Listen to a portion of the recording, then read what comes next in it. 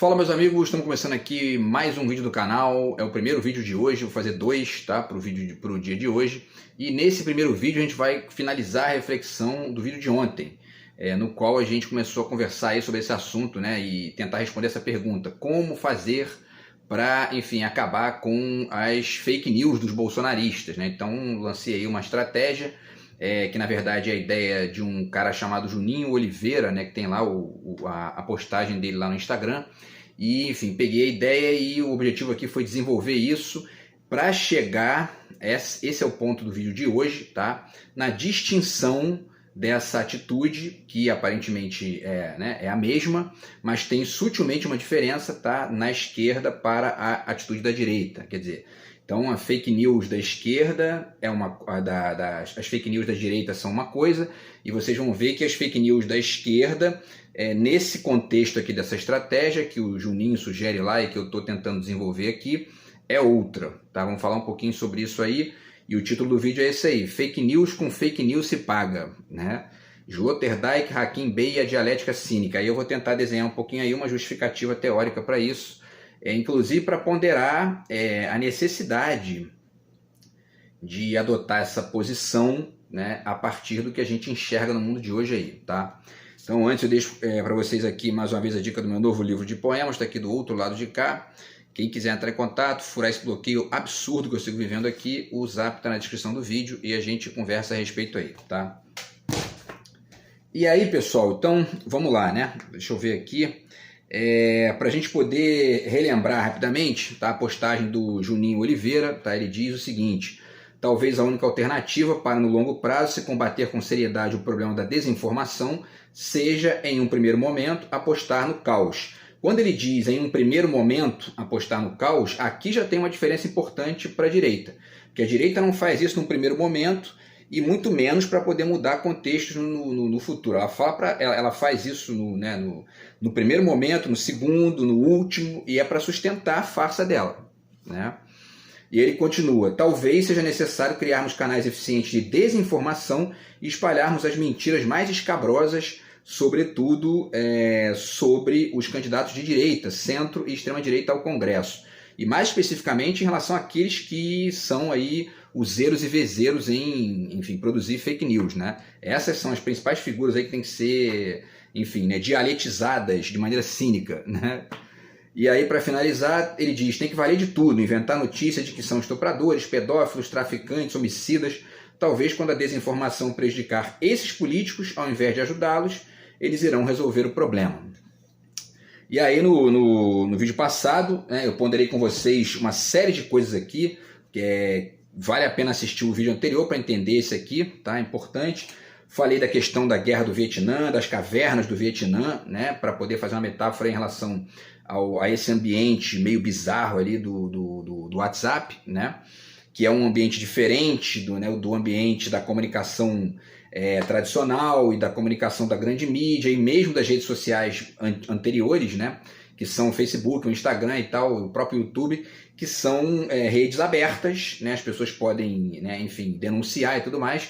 O WhatsApp já é uma coisa que mistura ali o aberto com o privado, e isso torna a coisa mais complicada, certo? E aí lembrei também o Janones, que falou sobre isso, né, essa coisa da guerra cultural, tudo mais, e o próprio Felipe Neto também, que também falou disso. Falei também da questão do cyberpunk, que isso também tem um quê aí dessas estratégias do mundo dos punks da cibernética, né? E aí seriam, né, enfim, os esquerdopunks do Brasil, para poder fazer esse trabalho aí sujo e mais com vistas a limpar no futuro esse terreno que está, enfim, radicalmente poluído. E também a ideia desse vídeo aqui, né, vocês devem lembrar, eu fiz um vídeo aí tem uns 4 dias mais ou menos, falando sobre o fato de que a PL das fake news não foi aprovada no Congresso por conta dessa mesma direita que a gente está denunciando aqui e está tentando contrapor, né? Porque para eles a única coisa que resta são as fake news. Não tem projeto, né? Vai fazer o quê? Mentir, né? E aí isso reflete também a reflexividade negativa, né? Já falei também aqui usando um trecho do Anthony Giddens e trazendo para o contemporâneo e para o Brasil para poder, enfim, lançar um olhar diferente aí, né, sobre essa situação, tá? E aí, por último, pessoal, antes da gente começar aqui, não, então já vamos começar aqui a reflexão para poder, porque o objetivo do vídeo de hoje, relembrando, é ampliar e finalizar a reflexão do vídeo de ontem, tá? Traçando as diferenças, por que a fake news da esquerda, essa eventual fake news de guerrilha, de uma eventual estratégia, né, futura da esquerda, é diferente, tem que ser radicalmente diferente da fake news da direita, tá? E vamos tentar mostrar o porquê aí. Então é o seguinte, né? Existe aí toda uma discussão nos últimos anos sobre fake news e sobre o gabinete do ódio, né? Que seria esse gabinete aí bolsonarista. Existe esse livro aqui da Patrícia Campos Melo, tá? A Máquina do Ódio, certo? E aí eu não li ainda, mas ele está aqui, eu já dei uma pincelada no livro, e ele diz, né? Notas de uma repórter sobre fake news e violência digital. Tá? Então é essa coisa da máquina do ódio bolsonarista e da direita brasileira de maneira geral. Tá? Porque vocês inclusive vão ver, só para fazer um parêntese aqui, muita gente gosta de ficar fazendo distinção entre extrema direita e direita. Vai ver os políticos que votaram contra isso aí. Tem políticos que são chamados de centrão, tem PSDB, tem, enfim. Né? Então assim, conversa fiada. A direita brasileira gosta disso porque não tem projeto. Vide Eduardo Leite no Rio Grande do Sul, Sebastião Melo, essa gente não tem projeto, né? E aí quando dá cagada, o que eles fazem? Eles tentam ali maquiar e tudo mais, e ao mesmo tempo o que resta são as fake news para poder mentir, espalhar difamação, enfim, criar ali, enfim, uma série de como diria lá o César Maia, né? Os factoides, né? Para poder jogar na esquerda uma pecha que na verdade quem carrega de fato como prática é a direita, não tem projeto, tá? Bom, e aí, quer dizer, o objetivo, e isso aí também está bem descrito aqui nessa expressão, né, do João César de Castro Rocha, que é justamente o terrorismo doméstico. Isso é um terrorismo doméstico, né, o que eles fazem aqui. E essa expressão é muito interessante, porque ela não é apenas uma... Eu não li o livro, né, não sei se ele desenvolve isso aqui no livro, mas isso aqui não é uma mera metáfora. Por quê? Porque como a direita brasileira não tem vínculo com o país... Né, eles são alguma coisa muito próxima do terrorista mesmo. Né? É um negócio muito... se aproxima bastante, realmente, quando a gente entende que a direita não tem vínculo nenhum com o país. O negócio é só interesse individual. Né? Não que o interesse individual não exista e não seja importante, claro que é, mas quando ele é posto em prática para atacar o próprio país, para cuspir na própria imagem, como dizia lá o Nelson Rodrigues, aí isso tem que ser, enfim, dialetizado e problematizado, porque, enfim, a gente não pode viver num país onde tem, né, enfim, uma parcela do país é contra o próprio país, quer dizer, nenhum país sustenta assim. Então, enfim, essa expressão é importante, tá? E vamos voltar a ela aqui ainda no vídeo de hoje. E, enfim, só para finalizar essas prévias aqui, o Chomsky fala do conceito de terrorismo aqui, também vale a pena ler para poder pegar essas nuances aí, tá? Então, pessoal, vamos lá. Vamos pensar aqui essa questão, tá? Eu falei para vocês também, mostrei para vocês e vou falar de novo no vídeo de hoje sobre esse livro aqui, do Hakim Bey, que é o Terrorismo Poético e Outros Crimes Exemplares. Então, essa estratégia meio Vietcong, né, que o Juninho Oliveira está sugerindo ali de maneira muito inteligente e que pode ser realmente muito produtivo, é uma espécie de crime exemplar, ou seja, né, um terrorismo poético. Agora, a gente pode chamar mesmo de terrorismo poético? A gente tem que ler essa expressão a partir de um diálogo com a expressão criada pelo João César de Castro Rocha, quer dizer, terrorismo doméstico, e ao mesmo tempo pensar isso também em relação à própria ideia de terrorismo poético do Hakim Bey, que é um cara da contracultura dos Estados Unidos, e que estava criticando, estava sugerindo esse terrorismo poético em oposição ao dinheirismo dos Estados Unidos, aquela coisa do capitalismo selvagem, né? E é um discurso muito próximo dos hippies, e ao mesmo tempo uma mistura, né, de hippie com dadaísmo e com, enfim, uma coisa ali de vanguarda, etc. e tal, mas com vistas a criticar o modelo dos Estados Unidos, né? E também do comunismo da União Soviética e tal. Hoje a gente tem que pegar essa expressão e pensá-la de outra forma, tá? Que forma? Vamos ver aqui, ó. Eu escrevi um negocinho para trocar com vocês aqui. Então, vamos lá. O terrorismo poético do Hakim Bey partia da perspectiva de criticar todos os discursos e instituições de poder. Ou seja, ele mesmo usa ali essas expressões, crítica, niilismo e anarquia, né? Hoje isso serve como álibi para a direita manter o seu poder nocivo, especialmente no Brasil atual, né? E também na Argentina. Não é à toa que o Milei se coloca como anarcocapitalista. Ele está ali pegando essa ideia de anarquia, que nasce como crítica do capitalismo, e usando como uma expressão para poder justificar o neoliberalismo violento e tosco dele, né? Então, essa perspectiva do terrorismo poético associada com a ideia de anarquia não serve. Isso tem que estar ligado a outra coisa, né?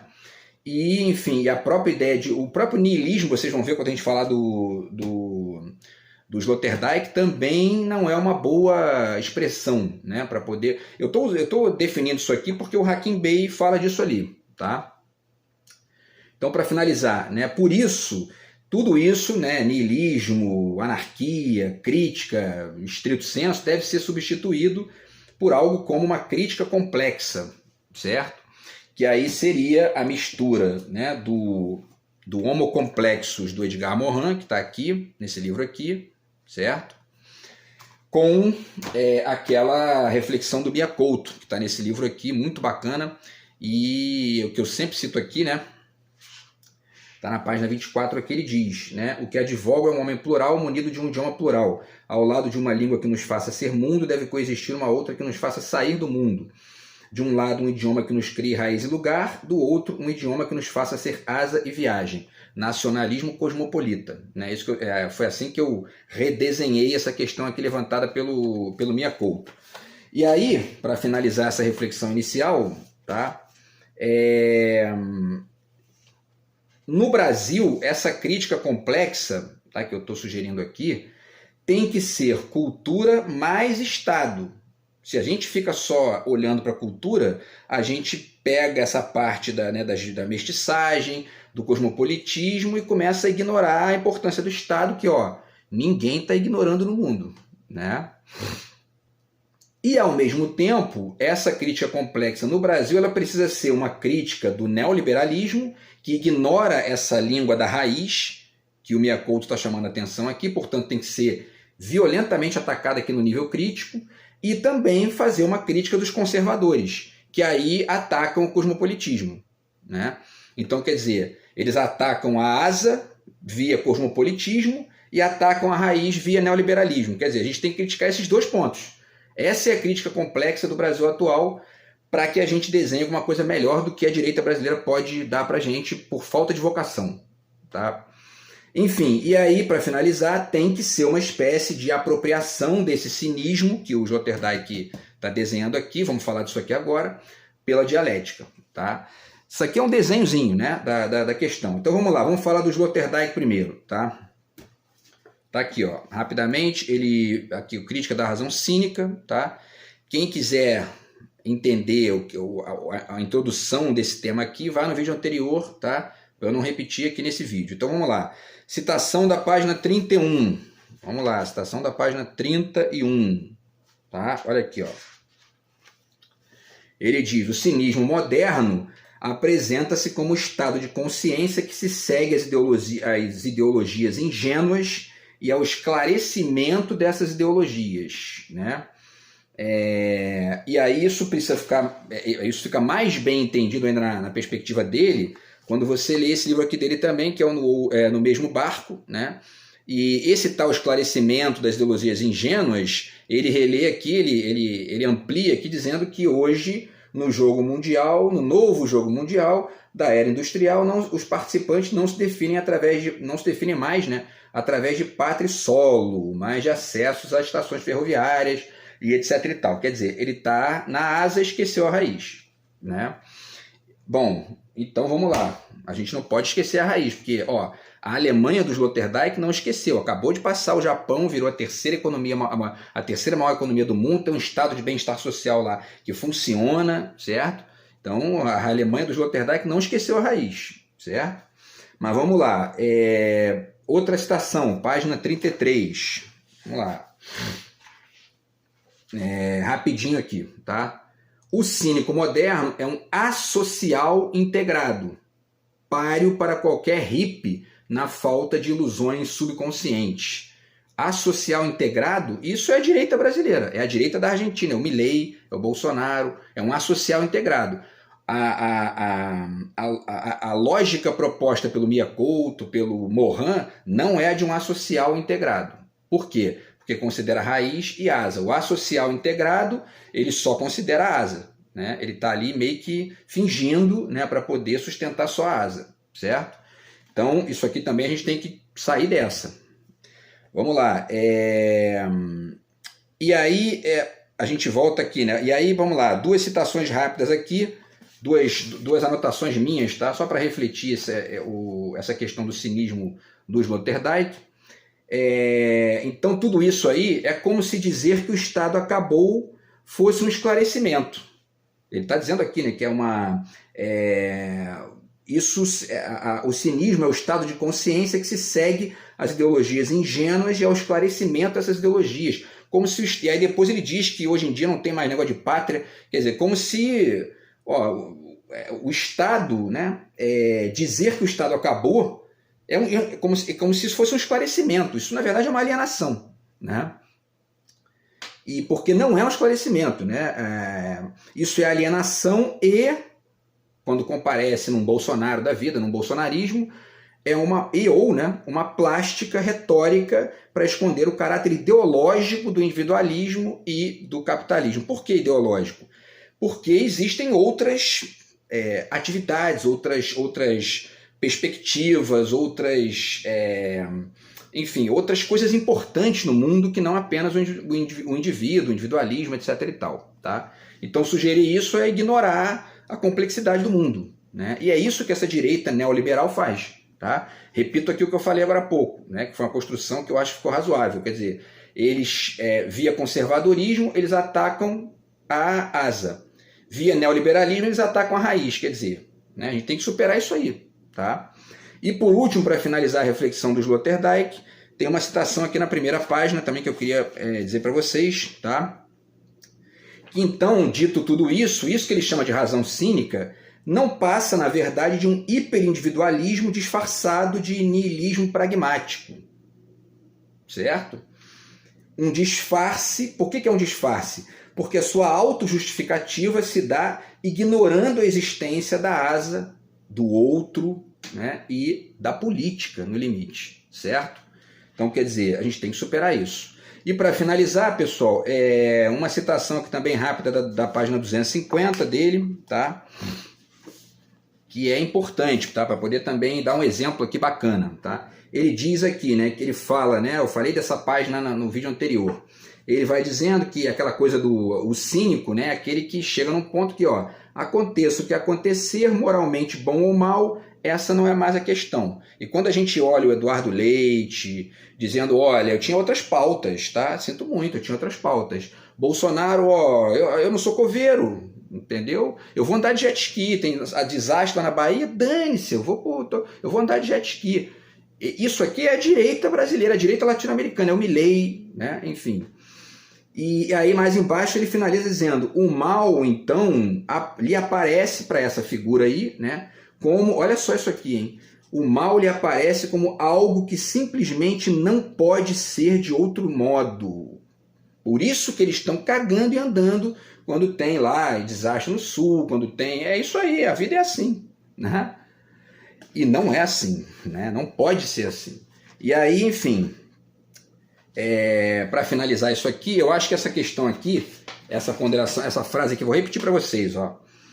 Porque ele fala aqui no final, ele fala do Édipo, né, da tragédia grega lá, tá? E aí ele diz, o mal lhe aparece como algo que simplesmente não pode ser de outro modo, tá? Então, quer dizer, aí eu escrevi um negócio aqui, né, porque tem um livro, tá, do Goethe, que é esse livrinho aqui muito bacana, tá, escrito sobre literatura, ele reflete as diferenças do Shakespeare para a tragédia grega, tá?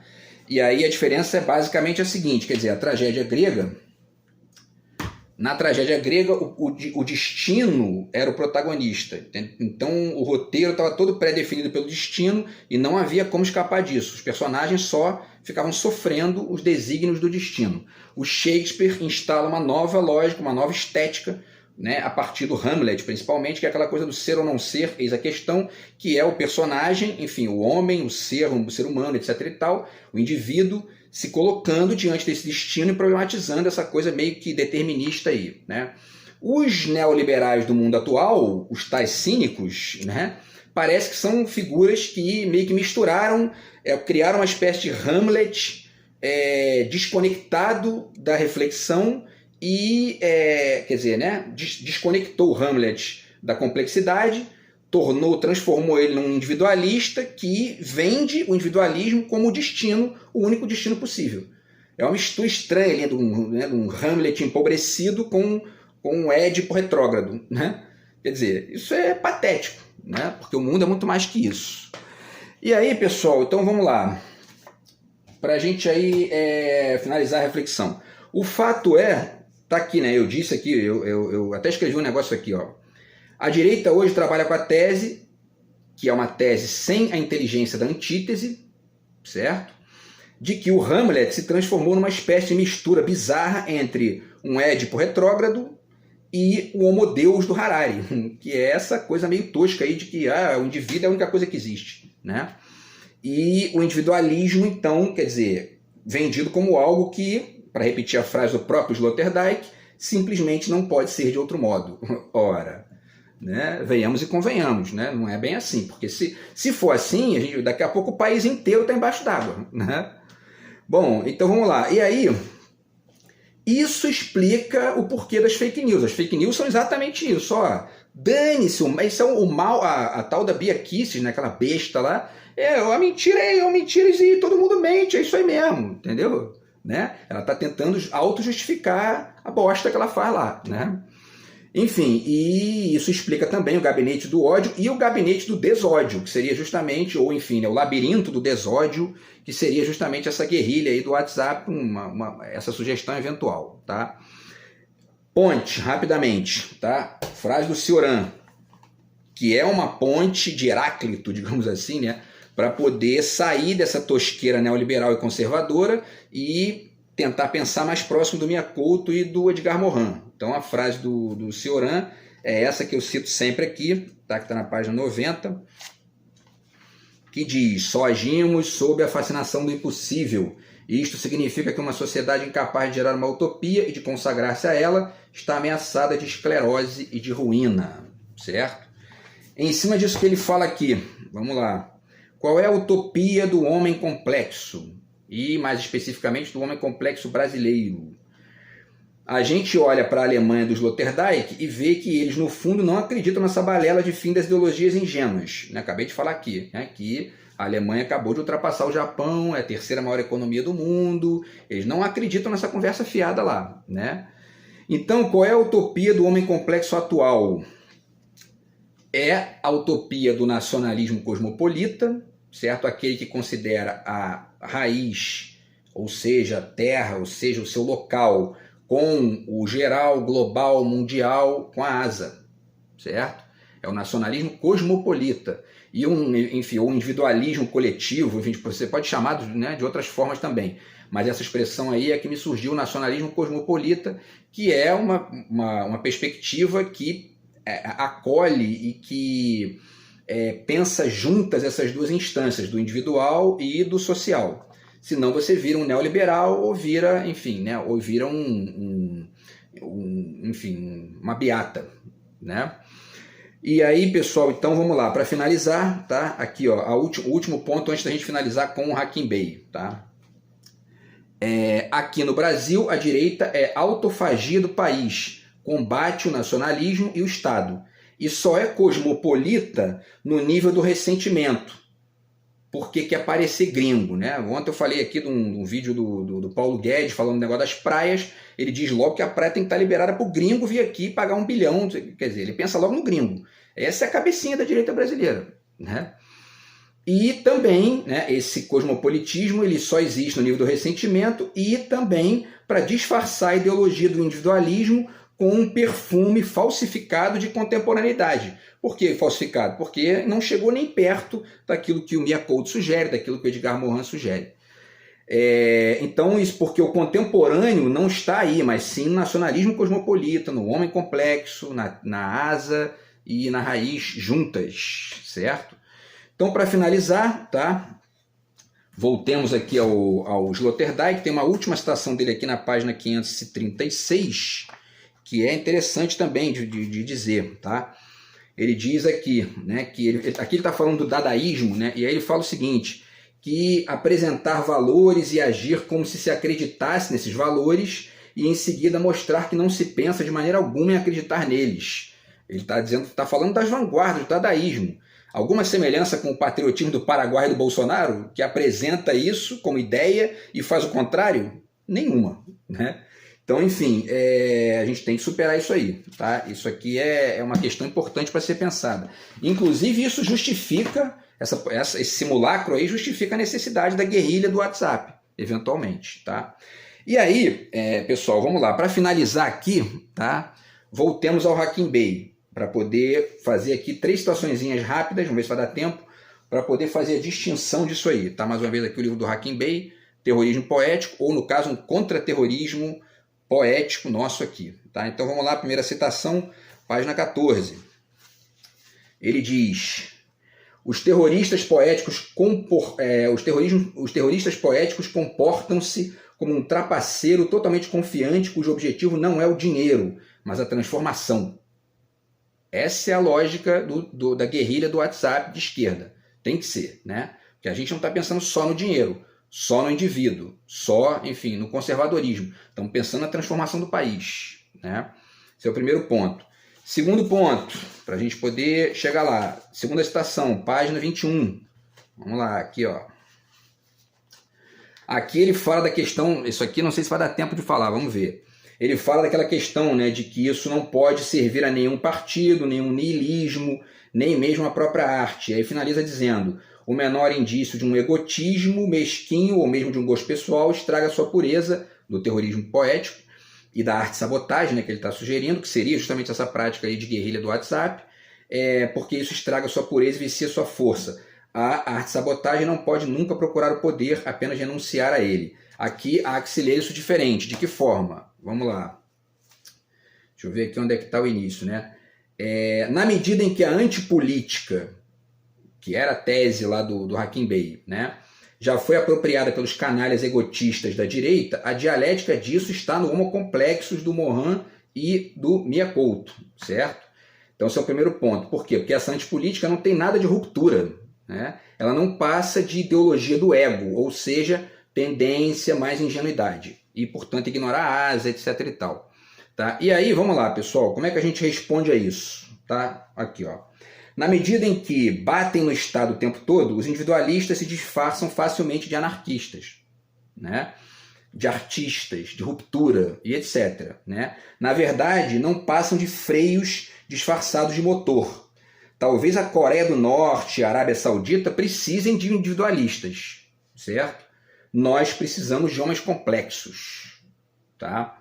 Então, quer dizer, e aí por isso a sugestão dessa guerrilha virtual aí, dessa guerrilha de WhatsApp, diferente, radicalmente diferente da direita. E a última citação dele aqui, tá? Na página XL1, né? Porque tem aqui uma coisa diferente.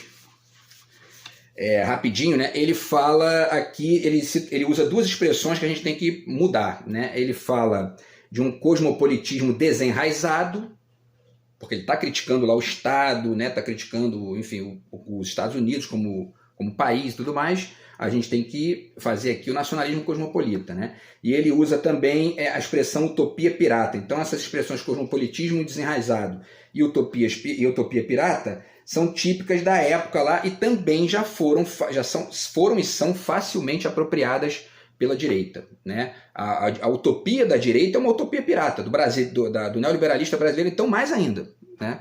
Então a gente tem que pensar fora disso, tá? Para chegar numa lógica complexa do homocomplexos, do nacionalismo cosmopolita e dessa guerrilha de WhatsApp que vai ter que acontecer. E só que vai ter que ser diferente da guerrilha da direita, que é pautada exclusivamente pela mentira e pela ausência de conexão com a raiz. A gente tem que fazer algo maior que isso para chegar num outro ponto. Beleza, pessoal? Então é isso. Esse aí foi o primeiro vídeo de hoje. E a gente se fala no próximo vídeo do canal. Beleza? Grande abraço. Tamo junto. Fui.